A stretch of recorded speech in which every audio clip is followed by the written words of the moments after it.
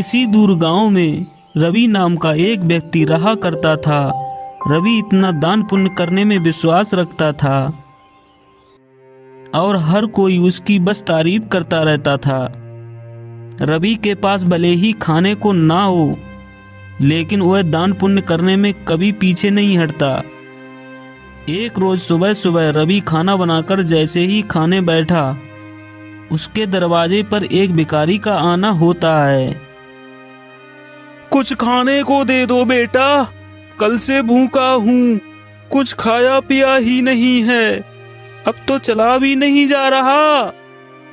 अरे काका अंदर आइए, आप मेरे साथ बैठकर खाना खा लीजिए। अरे इतने खाने में मेरा पेट नहीं भरने वाला, कोई बात नहीं, मैं आगे मांग कर खा लूंगा। तुम खाना खाने बैठे हो तो खा लो। अच्छा काका, यह खाना आप ही खा लीजिए, मैं भूखा रह लूंगा, क्योंकि रात में मैंने खाना खाया था। इतना कहकर रवि अपनी थाली उस भिखारी के तरफ बढ़ा देता है। भिखारी भी खाना देखकर दोनों हाथों से जल्दी जल्दी खाने लगता है और खाना खाने के बाद भिखारी रवि को ढेर सारा आशीर्वाद देते हुए कहता है, भगवान तुम्हें हमेशा खुश रखे बेटा, तुमने अपने हिस्से का खाना मुझे खिलाया। आजकल ऐसे दानवी लोग मिलते ही कहाँ हैं, तुम्हारा भला हो। इतना कहकर भिखारी वहां से चला जाता है। लेकिन रवि को भूख लगी थी। अब वो रसोई में जाकर रसोई में रखे डब्बे को देखने लगता है, जिसमें अन्न का एक दाना भी नहीं था। चलो कोई काम देखता हूँ, कहीं से खाने का बंदोबस्त तो हो जाएगा। बस उस बेचारे का पेट भर गया, मुझे बहुत सुकून मिल रहा है। अब रवि घर से निकलता है।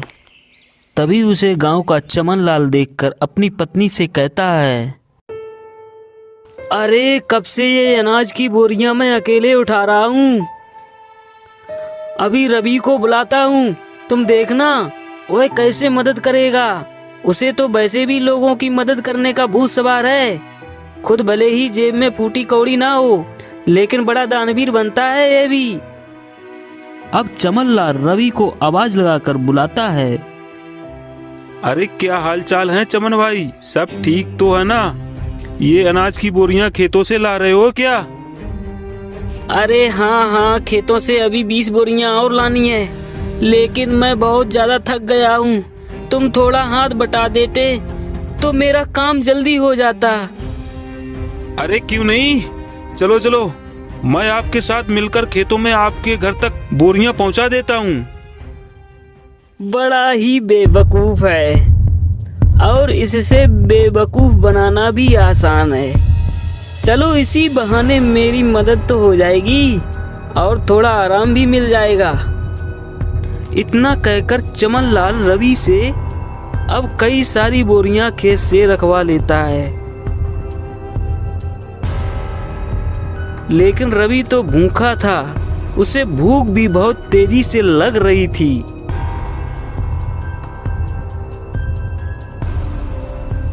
अब बोरियां रखने के बाद चमन रवि से कहता है, बहुत बहुत शुक्रिया रवि भाई, अगर तुम ना होते ना तो मुझे बोरियां ढोते ढोते रात हो जाती। कई घंटे बोरियां ढोने के बाद रवि थक जाता है।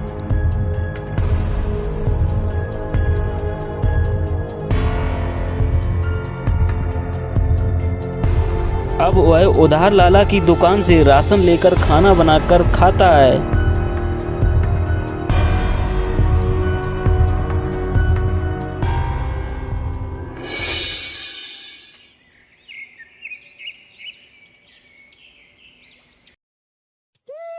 अगली सुबह उसके दरवाजे पर किसी रोने की आवाज आ रही होती है। रवि नींद में होता है और दरवाजा खोलता है तो देखता है उसका पड़ोसी चिंटू अपनी पत्नी को पीट रहा है। अरे अरे चिंटू, तुम अपनी पत्नी को इस तरह क्यों मार रहे हो? अरे क्यों ना मारूं, मेरी पत्नी, मेरी मर्जी, तू कौन होता है बीच में बोलने वाला? देख चिंटू, ऐसे सुबह सुबह मारपीट करना सही बात नहीं है। पूरे गांव के लोग इकट्ठा होकर देख रहे हैं, यह सब अच्छा है क्या? अरे रवि बेटा, तू भी किसे समझा रहा है? इसे समझाना मतलब अपना सिर दीवार पर मारने वाली बात है। जरूर सुबह सुबह चमेली से पैसे मांगने के लिए लड़ रहा होगा। पीने के पैसे नहीं होंगे ना इसके पास। अरे बुढ़िया चुप कर, ज्यादा बोलने की जरूरत नहीं है। राम राम राम। आजकल के बच्चों को तो अपने से बड़ों से बात करने की तमीज ही नहीं है। अरे मैं तो तेरी माँ की उम्र की हूँ और तू है कि मुझसे बदतमीजी से बात कर रहा है। लेकिन मैंने तो नहीं कहा आपको कि मेरे बीच में बोलने के लिए। इतना कहकर चिंटू फिर से अपनी पत्नी रवीती को मारने लगता है, लेकिन यह सब देखा नहीं जाता और वह चिंटू का हाथ पकड़ लेता है और उसे एक जोरदार तमाचा लगाता है। यह देखकर सारे गांव वाले ताली बजाने लगते हैं। बिल्कुल ठीक किया, यह इसी के लायक है। अरे अपनी पत्नी पर हाथ उठाता है और खुद को मर्द समझता है, हाँ? अरे रवि भाई, आपने बिल्कुल सही किया। इसे तो मार मार कर गांव से निकाल देना चाहिए। इसे तो मैं छोड़ूंगा नहीं, मुझे पैसे चाहिए। अगर मुझे शाम तक पैसा नहीं मिला ना तो इसे और भी मारूंगा। फिर देखता हूँ इसे कौन बचाने आता है। अबे ये ले पैसे और अब जा यहाँ से। और अगली बार अगर तूने अपनी पत्नी पर हाथ उठाया ना तो तुझे थाने में डलवाकर अच्छे से कुटाई करवाऊंगा, समझ गया ना? बिल्कुल ठीक किया बेटा इसके साथ। गांव के ढेर सारे लोग ये तमाशा देख रहे होते हैं। उनमें से एक औरत रवि से कहती है, आप सच में बहुत नेक दिल के हैं। अगर किसी की मदद करते हैं, हर किसी का भला चाहते हैं। हम गांव वाले बस आपसे इतना चाहते हैं कि अगला सरपंच आप ही हो, ना कि वो कैलाश हो। अरे क्या बात कही है तूने। यह बात तो काफी समय से मैं दिल में दबाए बैठी थी। अरे हाँ हाँ, बिल्कुल रवि भाई, गांव का सरपंच बनिए तो गांव में विकास होगा, तरक्की होगी, तरक्की। उस कैलाश के पास तो गांव के लोग जाने से भी डरते हैं। और रही उसे कुछ बताने की बात, तो कोई भी उसके सामने मुंह नहीं खोल पाता। रवि हर किसी की हर तरह से मदद करता था, जिस वजह से गांव के लोग रवि को अपना अगला सरपंच बनाने का फैसला करते हैं। अब सरपंच तक यह बात पहुंचती है। सरपंच तिलमिला उठता है। क्या रवि को इतनी हिम्मत? खाने को लाले पड़े हैं लेकिन सरपंच बनने का सपना देख रहा है। इसे तो मैं छोड़ूंगा नहीं। और हाँ मालिक, और तो और गांव वाले कह रहे हैं कि चाहे कुछ भी हो जाए सरपंच तो रवि ही बनेगा। अब आपको ही कुछ करना होगा, वरना रवि आपकी गद्दी लेकर ही मानेगा। सरपंच अब सोच में पड़ जाता है कि वह ऐसा क्या करे जिससे उस रास्ते का कांटा रवि हमेशा हमेशा के लिए इस गांव से चला जाए।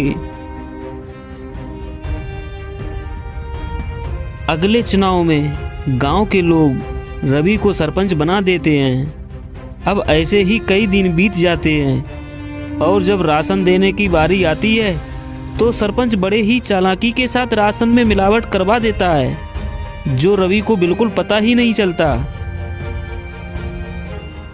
अरे बेटा, तुझे सरपंच बनता हुआ देख बहुत खुशी हो रही है।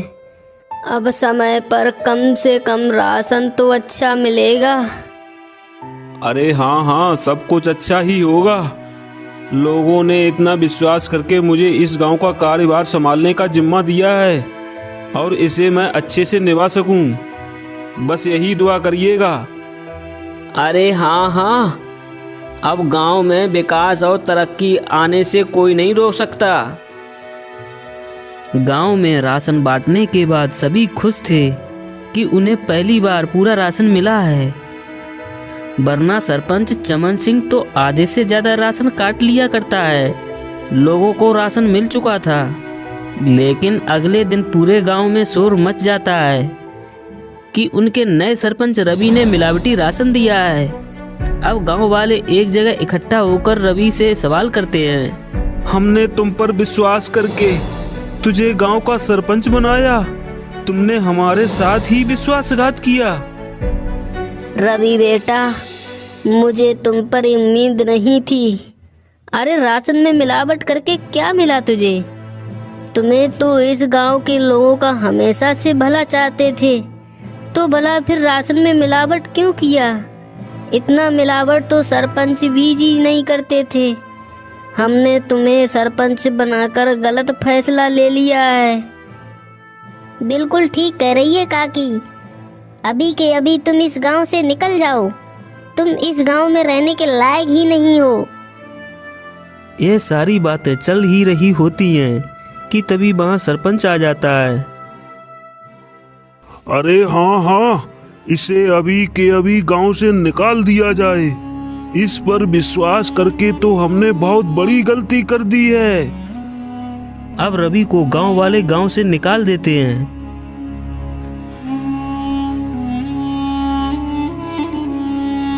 सरपंच और उसका नौकर बहुत खुश थे, क्योंकि यह सब किया धरा तो उनका ही था। अब गांव से निकलने के बाद रफी काफी दूर आ जाता है। वो थक कर एक पेड़ के नीचे बैठकर गांव वालों के बारे में सोचने लगता है। जिन गांव वालों को मैंने इतना सहारा दिया, खुद से पहले उनके बारे में सोचा, आज उसी गांव ने मुझे निकाल दिया। अरे राशन में मिलावट भला मैं क्यों करूंगा? और अगर मैंने गांव वाले के राशन में मिलावट नहीं की है तो फिर यह सब जरूर सरपंच का काम है। कोई बात नहीं, मेरे इतना कहने पर भी गांव वालों ने मेरा साथ नहीं दिया। मैं इसे कभी नहीं भूलूंगा। इधर सरपंच फिर से अपनी चाल चलता है और गांव वालों का विश्वास जीत लेता है। गांव वाले एक बार फिर से चमन सिंह को अपना सरपंच मानने के लिए मजबूर होते हैं, क्योंकि उन्हें रवि भी धोखेबाज लगता है। और ऐसे ही धीरे धीरे महीना बीत जाता है और रवि का कहीं अता पता ही नहीं था। एक रोज सरपंच का नौकर जंगल के रास्ते घर आ रहा था। तभी वह दो आदमी को बातें करते हुए सुनता है, जो रवि के बारे में बात कर रहे थे। अब वो नौकर घबराता हुआ घर पहुंचता है और सरपंच से कहता है,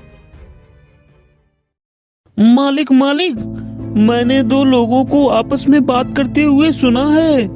वो दोनों रवि के बारे में बात कर रहे थे। वो जंगल में जो झोपड़ी है ना, उसी में रवि ने आत्महत्या कर ली है, और ये करीब एक सप्ताह पहले की बात है।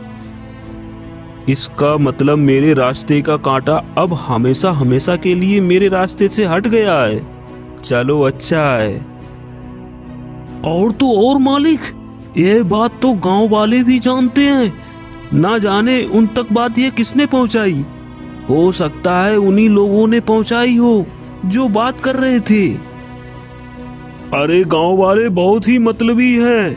रवि ने गांव वालों को इतना साथ दिया, और गांव वाले भी यही कहेंगे कि रवि ने शर्म के मारे आत्महत्या कर ली है। गांव वालों के साथ साथ सरपंच को भी अब पूरा यकीन हो गया था कि रवि ने आत्महत्या कर ली है। लेकिन कुछ दिनों बाद रवि सरपंच के दरवाजे पर पहुंचता है। शाम का समय था, चारों तरफ अंधेरा छा रहा था। सरपंच अपने नौकर को आवाज लगाकर कहता है, अरे सामने देख, जरा कोई खड़ा है। क्या मुझे तो ऐसा लग रहा है कि सामने रवि है, मतलब रवि का भूत। मालिक, ये रवि का भूत ही लगता है। ये आपसे बदला लेने आया है। मैं तो चला यहाँ से, मुझे भरी जवानी में नहीं मरना।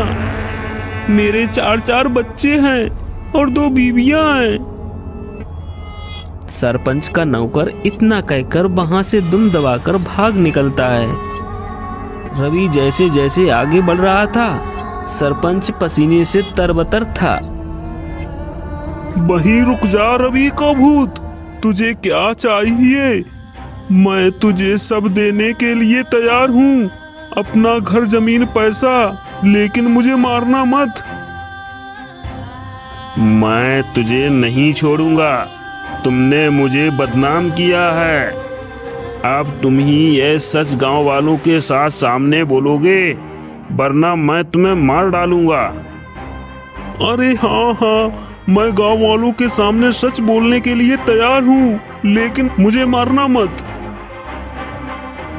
अब सरपंच रात के समय ही गांव वालों के साथ इकट्ठा करके सबके सामने सच को बोलता है कि उस दिन राशन में मिलावट उसने और उसके नौकर ने की थी, ना कि रवि ने। आप लोग भले ही मुझे भूत समझ रहे हो, लेकिन मैंने अपने आत्महत्या की खबर झूठी फैलाई थी ताकि मैं चोर को पकड़ सकूं, और चोर आप सभी के सामने है। मैंने हमेशा लोगों का भला किया, तभी तो आप लोगों ने मुझे इतना सम्मान और प्यार के साथ दानवीर कहा। अरे हाँ हाँ भाई, मुझसे गलती हो गई, मुझे माफ कर दो। मैं तुम्हारे आगे हाथ जोड़ता हूँ। अब उसी वक्त गांव वाले सरपंच को निकालकर सरपंच की जगह पर रवि को गांव का सरपंच बनाते हैं और रवि से माफी मांगते हैं कि वह सरपंच की बातों में आ गए थे और उन्होंने बिना सोचे समझे उसे गांव से निकाल दिया था।